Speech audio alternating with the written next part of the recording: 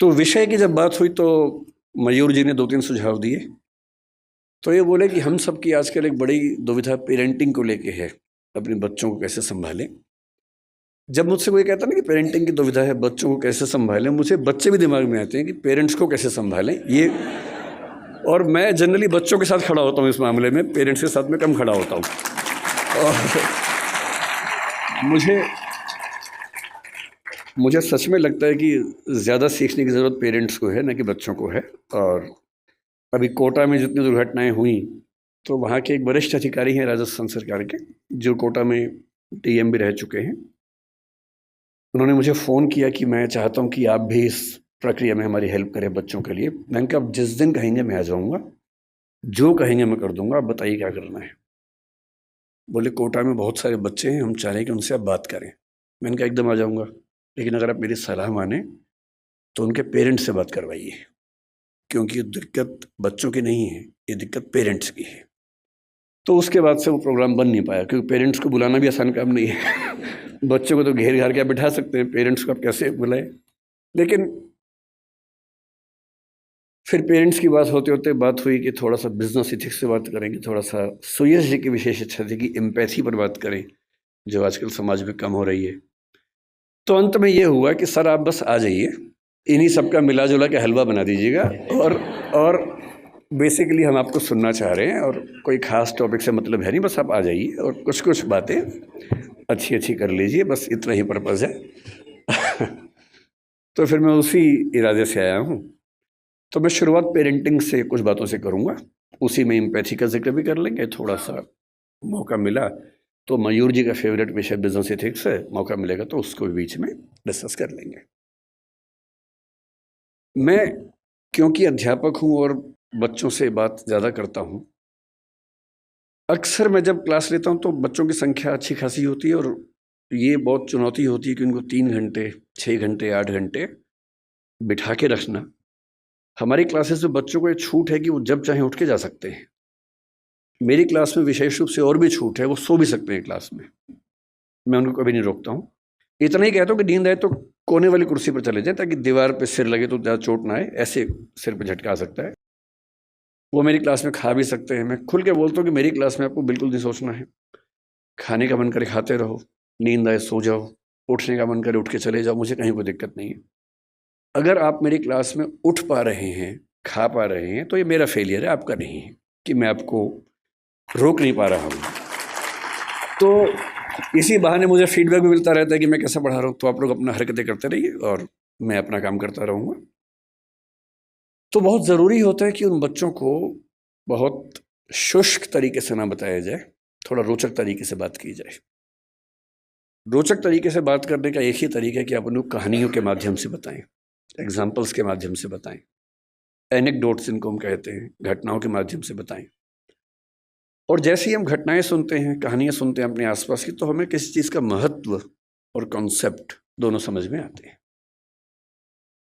मैं जहाँ से ये बात करना शुरू करना चाहता हूँ वो ये है कि पेरेंटिंग के नज़रिए से हमारा समय दुनिया के इतिहास का सबसे मुश्किल समय है। पेरेंटिंग हमेशा मुश्किल रही है।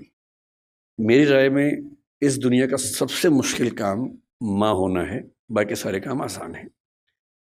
माँ बन के अपने बच्चे को पालना इतना मुश्किल काम है। मतलब बाप लोग जाते हैं, बिजनेस करते हैं, पैसा कमाते हैं, सब कुछ करते हैं, बड़ी बात है, वो भी छोटी बात तो नहीं है।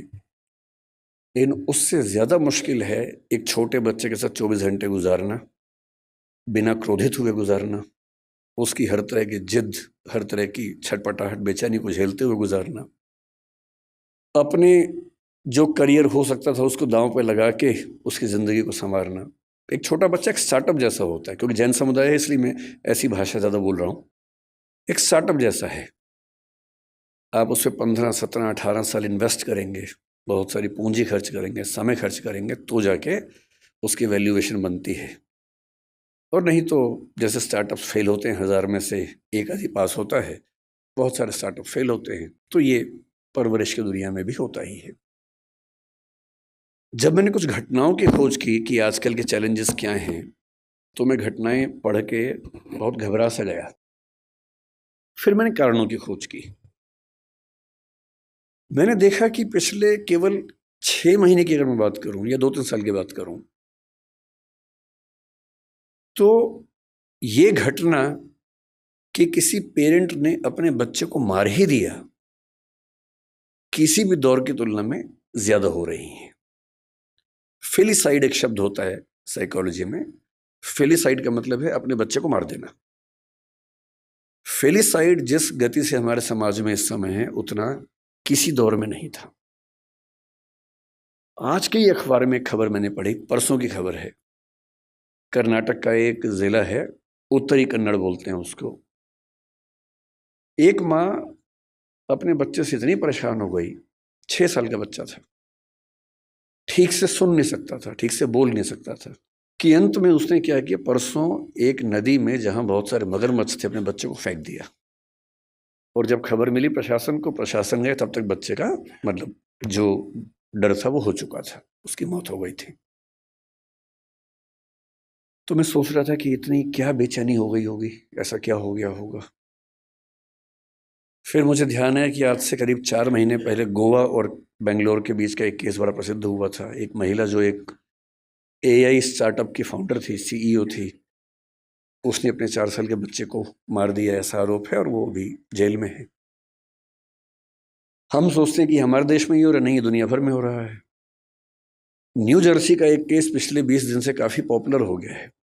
3 साल पहले एक फादर न्यू जर्सी अमेरिका में था, 6 साल का बेटा है, थोड़ा मोटा है। अच्छा, पेरेंट होना बड़ा मुश्किल काम है, क्योंकि आप बचपन में खुद प्रतिस्पर्धाओं में लगे रहते हैं और पेरेंट बन के एक नए किस्म का कंपटीशन हो जाता है। इसका बच्चा पढ़ने में मेरे बच्चे से ज़्यादा अच्छा कैसे हो गया, उसका बच्चा दिखने में मुझसे मेरे बच्चे से अच्छा कैसे हो गया।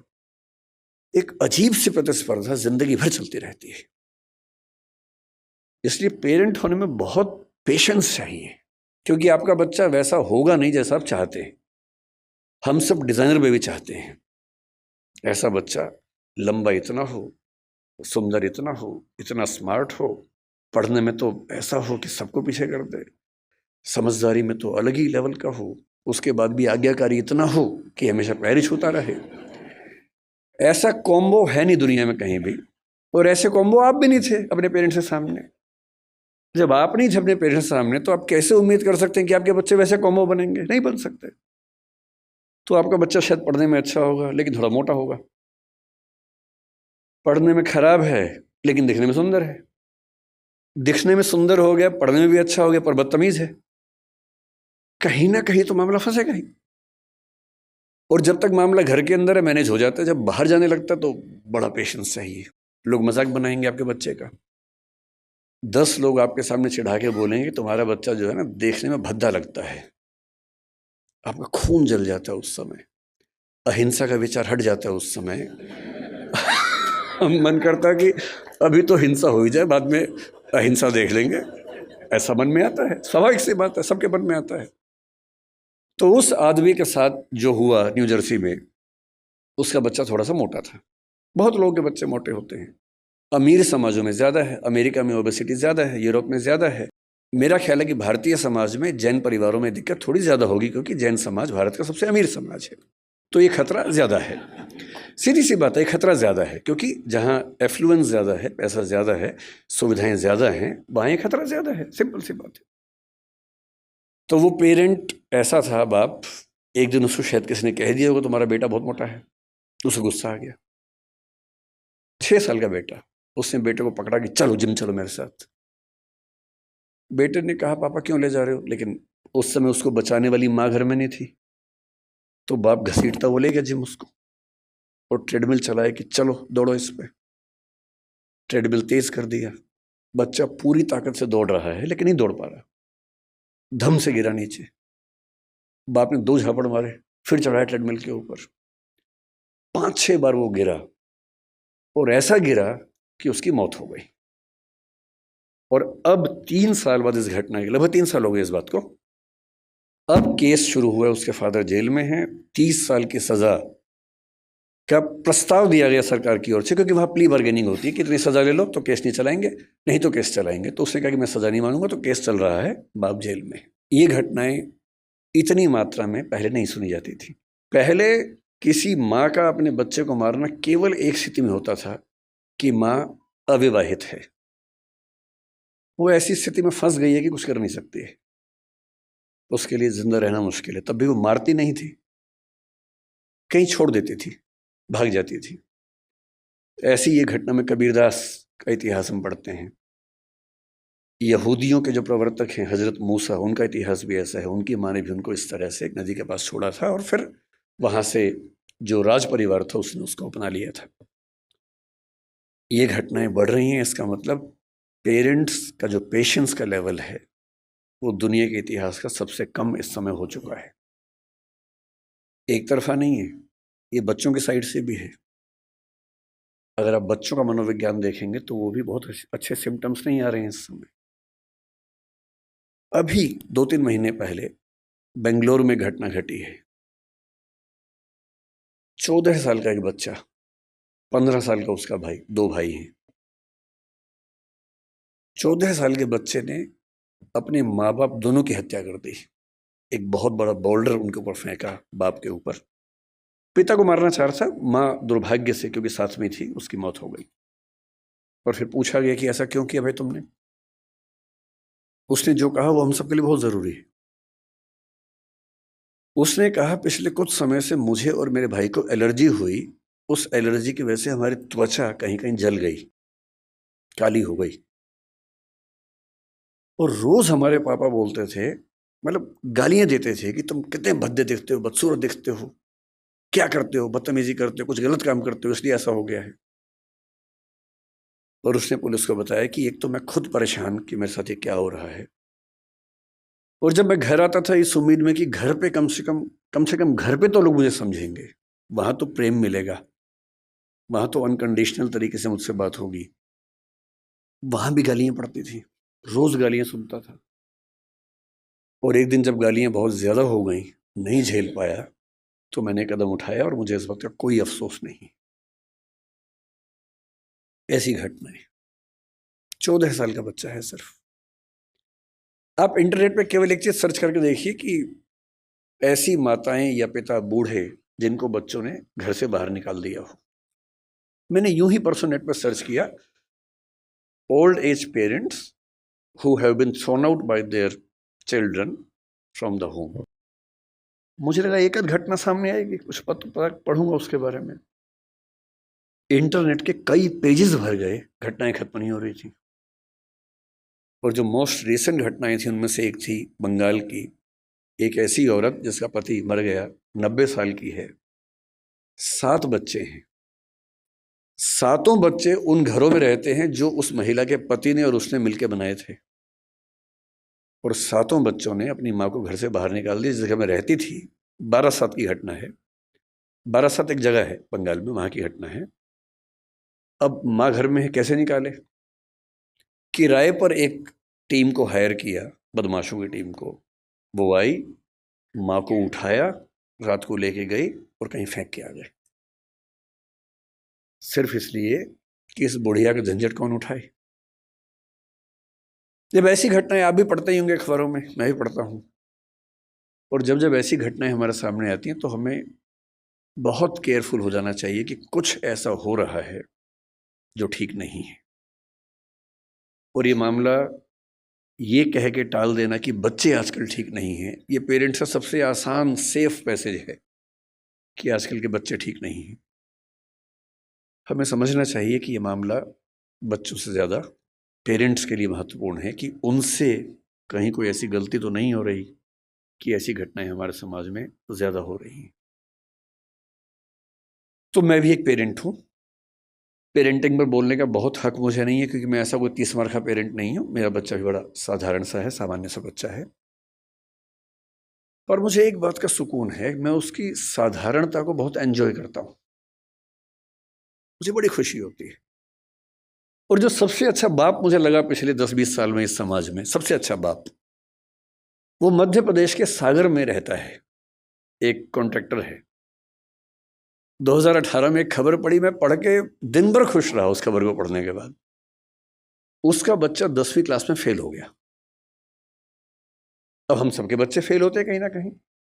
हाँ, पूरी क्लास में फेल नहीं होता, एक आध सब्जेक्ट में फेल हुआ, कहीं नंबर कम आ गए, ये सब होता ही है हमारे साथ, कौन सी खास बात इसमें है। पर हम सब छिपाने में लग जाते हैं। हम सब बच्चों पर दबाव बना बना के उनको कोटा भेजते हैं, और फिर हम खबरें पढ़ते हैं कि एक साल में 25-30 बच्चों ने सुसाइड कर लिया, क्योंकि वो दबाव झेल नहीं पाए सफलता का। उस बाप को बड़ी चिंता हो गई कि मेरा बच्चा फेल हुआ है, उसके आसपास के बच्चे चिढ़ाएंगे, उन बच्चों के पेरेंट्स चिढ़ाएंगे, बुलिंग होगी, इस बच्चे पर दबाव ना हो जाए। उसने क्या किया, उसी दिन शाम के समय एक बहुत बड़ी पार्टी दी, सबको बुलाया, एक पार्टी है, बताया नहीं क्यों बुलाया, बच्चे को उसमें बुलाया और सबके सामने बोला, ये पार्टी इसलिए है कि मेरे बच्चे ने मेहनत की थी, फेल हो गया कोई बात नहीं, मैं एकदम इसके साथ हूँ, और ये बच्चा मोटिवेशन के साथ अगले साल आपको पास होकर दिखा देगा, डरने की बात नहीं।